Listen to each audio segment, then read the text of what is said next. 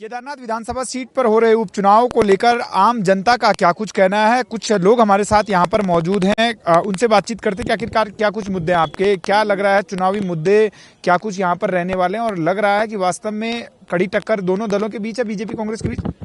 दोनों की तरफ है कड़ी टक्कर, भी जनता पार्टी में भी है और ये कांग्रेस में भी है, तो कुछ निर्दलीय वाले भी हैं। और तो अब ये चुनाव के टाइम पर सब अपने अपने वो करते हैं, परंतु ये भी है कि जो हमारे यहाँ इतने वो रहे हैं लड़ रहे हैं, उस टाइम आवाज़ उठा रहे हैं कि 12 स्कूल में हमारा इंटर कॉलेज नहीं हुआ है। ठीक है, सड़क हमारे देखो ऐसे पड़ी हुई है, कैसे खड्डे पड़े हुए, सड़क जो है कंसर से और मोहन खाल तक वो हमारे ऐसे कांदी होकर के। मुद्दे क्या कुछ हैं, क्या लग रहा है किन मुद्दों को लेकर वोट करने वाले?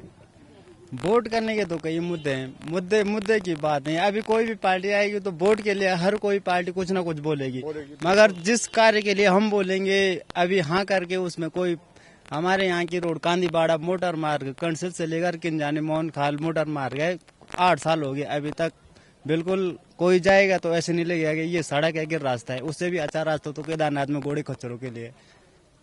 केदारनाथ में घोड़े खच्चरों के लिए, लेकिन कभी आपने जो जनप्रतिनिधि रहे हैं उनके संज्ञान में बात डाली? क्योंकि पिछले 5 साल कांग्रेस फिर बीजेपी के विधायक यहाँ पर रहे, आप 8 सालों की बात कर रहे हैं, तो लगभग टाइम पीरियड दोनों का लगभग बराबर होने जा रहा है। दोनों को बोला, दोनों के कांग्रेस हो चाहे बीजेपी हो, दोनों को बोला। कोई भी घोड़े वालों को, खच्चर वालों को, होटल वालों को सबको पैसा मिला, वाहन चालकों को, टैक्सी वालों को कुछ नहीं मिला। जबकि हमारा ग्रीन कार्ड था, 31 तारीख की जो आपदा थी उस दिन में वही था।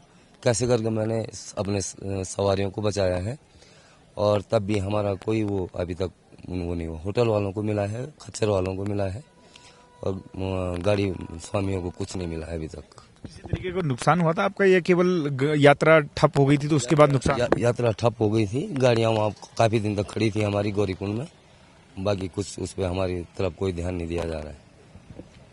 मुद्दे क्या आपको लग रहा है? चलो ये तो एक तरफ से यात्रा से जुड़े हुए मुद्दे हैं और कांग्रेस की बात करें तो इसी मुद्दे को भुनाने का काम भी कर रही है कि मिसमैनेजमेंट हुआ, लापरवाहियां यात्रा के दौरान हुई, तो लगता है ये मुद्दा है, इन मुद्दों पर वोट करने वाले हैं लोग। देखो अभी तो ज्यादातर लोग बीजेपी की तरफ है, बीजेपी का पल्ला भारी चल रहा है और देखते हैं अभी क्या होता है। आपको क्या लगता है, वोट करेंगे आप?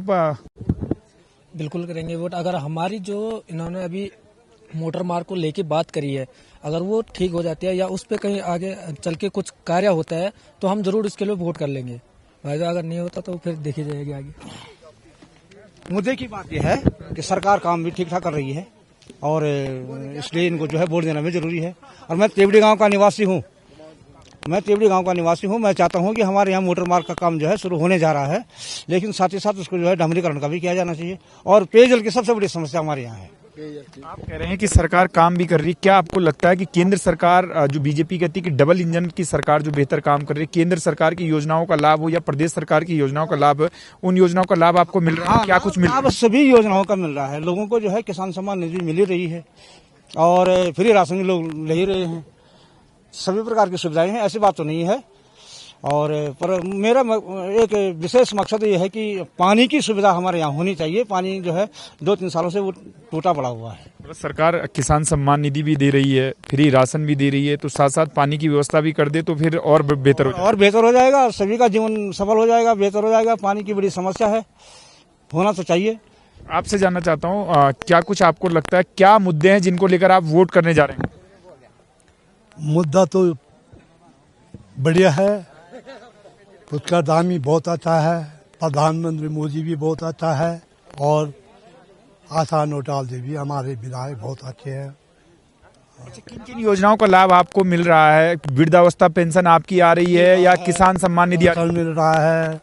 हाँ, मिल रहा है, सबको मिल रहा है, किसान पैसा मिल रहा है। क्या लगता है कि इन्हीं मुद्दों को लेकर आप वोट करने जा रहे हैं कि हाँ किसान सम्मान निधि आ रही है, फ्री का राशन मिल रहा है और सरकार जो है वो वृद्धावस्था पेंशन भी प्रदेश सरकार डाल रही है, तो जो ग्रामीण क्षेत्रों में जो बुढ़ापे का सहारा होती है उसका सहारा सरकार बन रही है? हाँ, बुढ़ापा को बहुत सहयोग दे रहा है मोदी। हाँ, बहुत बढ़िया। आपसे जानना चाहता हूँ क्या कुछ मुद्दे आपके हैं और क्या आपको लगता है कि जो काम सरकार कर रही है या जो मुद्दे कांग्रेस चुनाव के समय गिना रही है कि इन मुद्दों के खिलाफ आप वोट करिए, क्या आपको प्रभावित कर रहे हैं? मोदी साहब सबसे पहले आप लोगों का धन्यवाद। मैं पूर्व सैनिक सुरेंद्र सिंह नेगी। महोदय साहब, अभी का कार्यकाल जो है पार्टी का, जो भी नेतृत्व कर रहे हैं, चाहे पुष्कर सिंह धामी जी हो, चाहे केंद्र में हमारे यशस्वी प्रधानमंत्री जी हो, सारी योजनाएं बहुत ही सुंदर हैं। सारी जनता मेरे देखने में सारी सुविधाएं एक जिस प्रकार से एक माँ और बाप अपने बच्चे को नहीं कर पाता है, वो आजकल की सरकारें दे रहे हैं घर बैठे बैठे। और यहाँ तक मैं ये समझ रहा हूँ, जिस प्रकार की जिसकी योग्यता है, जिस प्रकार के क्वालिफिकेशन है, उस प्रकार से आज तक मैं आप सुना 1 महीने के अंदर काफी नौकरियां भी लग गई हैं, काफी लोगों को रोजगार भी मिल गया है, स्वरोजगार भी मिल गया है। पर एक रिक्वेस्ट है मेरी, मैं आजीवन जब से भारतीय जनता पार्टी का प्रारंभ जब शुरू हुआ होगा तब से इस पार्टी के साथ जुड़ा हुआ हूँ, पर मुझे थोड़ा अपने विषय में व्यक्तिगत बोलना है कि जितने भी हम पूर्व सैनिक हैं, सारी सुविधाएं, सारी राशन जो है सबको मिल रहा है। क्या हम इस देश के, इस प्रदेश के नागरिक नहीं है? हमें भी वही राशन उपलब्ध होनी चाहिए। हमारे भी बच्चे हैं, सरकार जो सुविधाएं दे रही है मुझे केंद्र से दे रही है, राज्य सरकार तो कोई कुछ सुविधा नहीं दे रही है। तो बहुत विशेष निवेदन है, मैंने बार बार बहुत जगह बोल दिया है मीडिया के माध्यम से कि मैं पूर्व सैनिक सुरेंद्र सिंह, मेरी आवाज को बुलंद कर दिया जाए। मेरी जो रिक्वेस्ट है, जो मांग है, उस पर जरूर गौर होना चाहिए साहब।